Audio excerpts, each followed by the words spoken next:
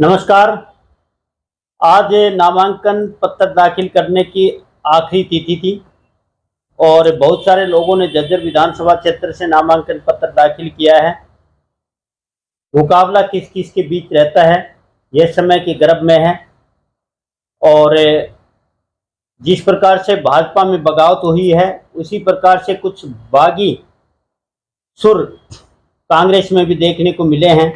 हमारे साथ राजल एडवोकेट नौगामा हैं जो कांग्रेस से टिकट मांग रहे थे और आज उन्होंने निर्दलीय प्रत्याशी के तौर पर अपना नामांकन पत्र दाखिल किया है।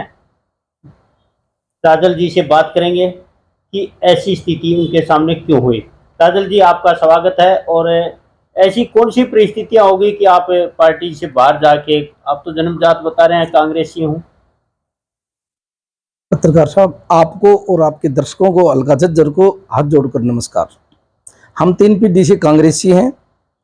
ऐसी हालत ये हो गई कि बार बार एक ही उम्मीदवार को उतारा जा रहा है।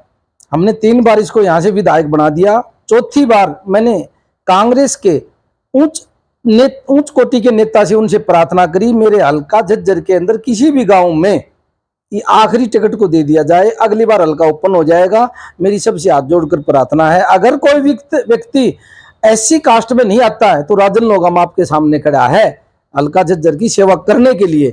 उन लोगों ने पक्की हाँ भर रखी थी, लेकिन बाद में क्या हुआ, कैसे हुआ, मुझे इस बात का पता नहीं। राजन नौगामा के साथ धोखा हुआ तो राजन नौगामा ने लास्ट चुनाव सोचकर मैदान में पैर रख दिया।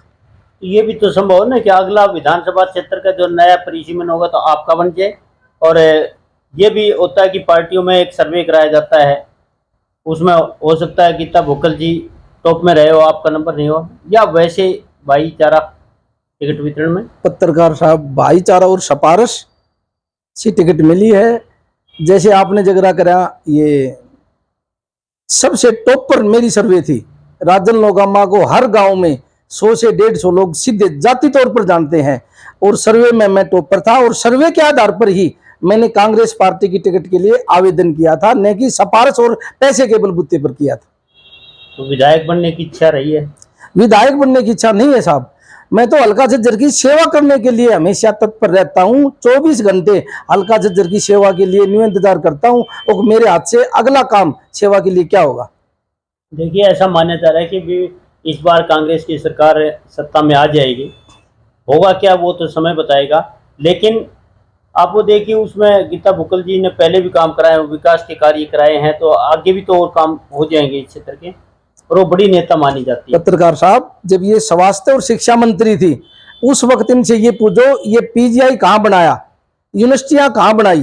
पीजीआई साहब, सोनीपत जिले में, खानपुर में, कहाँ भी हो, आप ये अच्छी तरह जानते हो कहाँ बनाया। मेरे जिला झज्जर के अंदर, मेरा हल्का झज्जर के अंदर न पीजीआई है, न किसी प्रकार की कोई बड़ी यूनिवर्सिटी है, और इन्हें अनदेखा किया था। इस क्षेत्र के लोगों को ये बेवकूफ समझते हैं और अपना उल्लू पादरा करने के ये काम में हो जाते हैं।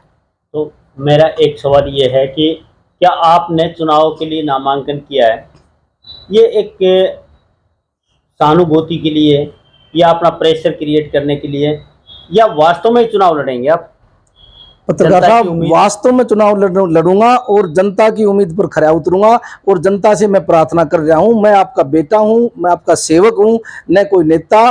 गरीब घर से आता हूं। मैं एक बार हल्का झज्जर से प्रार्थना करता हूं, राजन नौगामा का साथ दे, आपकी इस हल्के की तकदीर और तस्वीर बदलने का काम करेगा। चलो, आप ये मानिए, किसके साथ आपका मुकाबला होगा अगर आप चुनाव लड़ रहे हैं तो, भाजपा या कांग्रेस? पत्रकार साहब, ये तो मैं 16 तारीख के बाद बताऊंगा। आज जहां मैं आवेदन दाखिल करने के बाद जो ही मैं डीसी ऑफिस से बाहर निकला, लोगों के चेहरे पर एक खुशी की लहर थी। कल तक तो मैं मुकाबला और किसी के साथ माना, आज राजन नौगामा का चेहरा खिला हुआ है और मेरी जीत पक्की होगी। राजल जी, एक बात और है कि आप ही कल तक कह रहे थे कि कांग्रेस की सरकार बनेगी हरियाणा में।